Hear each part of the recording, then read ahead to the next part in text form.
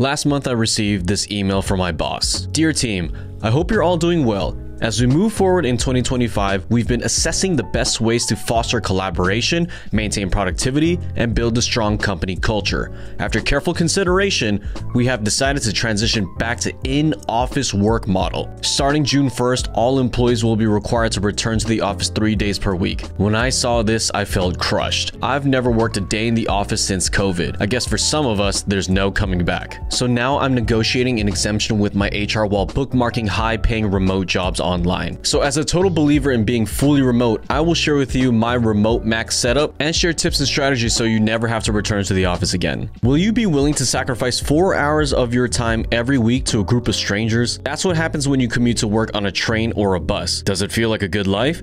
Not even remotely.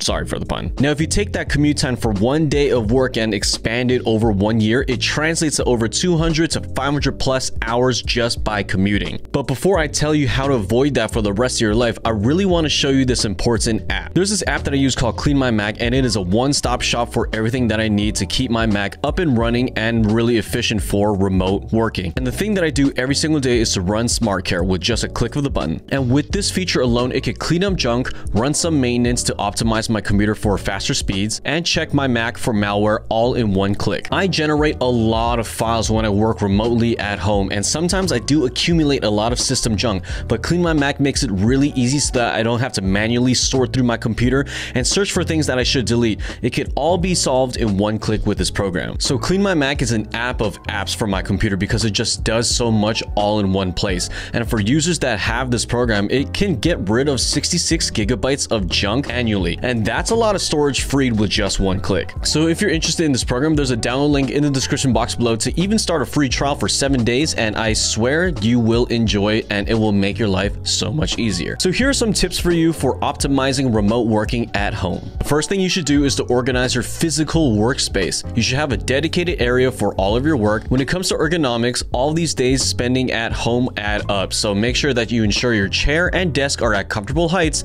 to promote good posture. Try not to have all of your wires all over your desk. It is very stressful on the mind to see that mess every single day. So use cable sleeves or clips to keep cords organized and reduce clutter. Tip number 2, optimize your Mac settings. We're going to go down to our system settings. We're going to adjust our settings to suit our workflow, whether that's customizing our dock or even customizing the hot corners for increased functionality. So we could go to desktop and dock. We could increase the icons of our dock just with this slider right here, and we could increase the magnification. I typically like to have smaller icons to increase window space whenever I have something open, and I like to have magnification on large so that when I go down to reach for an icon, it expands for visibility. And when it comes to hot corners, I like to hover over in the bottom right corner so that I can open up notes for when I need to start a new note. Another thing that we remote workers need to take care of are our eyes, because we're staring at a screen so long all day long. We should use something called night shift. So on the left, we're going to hit displays. We're going to scroll down on this menu and go to the bottom right corner where it says night shift. Here you can control what night shift does, and it basically just shifts the color of your display to the warmer end of the color spectrum after dark, and that typically has less strain on your eyes when it does that. So you can set a custom time where it does turn into night shift during darker parts of the day, or you can turn it on right now so that all of your apps start to shift in a darker tone and a warmer tone so that it's just less bright and less straining on your eyes. Or you could change the setting to sunset to sunrise so that every time it's the evening, it will put your Mac into night shift so that all of your apps turn darker when the day turns darker. Tip number 3 is to organize your files. So if we're going to reduce the clutter in our physical space, it should be the same in our digital space as well. So if your desktop looks this messy from all the remote work, all you gotta do is right click on any empty space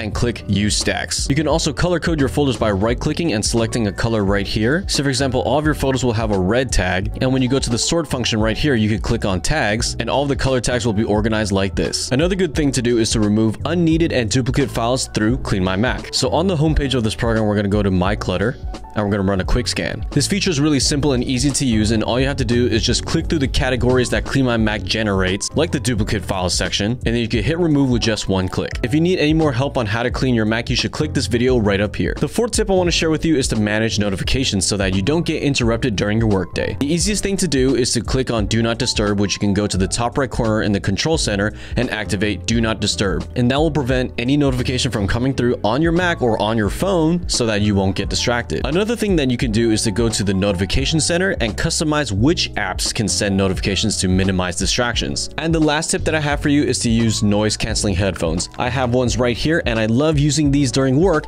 because whenever I do have an important call or important things to work on, I don't want the outside noises from my apartment to distract me, whether that's honking cars, emergency vehicles, or sirens, and I will be able to focus completely on my work because I cannot hear anything outside of these headphones. And that's all I have for you guys in today's video. Make sure you like, subscribe, and comment down below on other tips that you would want to recommend for having better remote working conditions. And I will see you in that next video.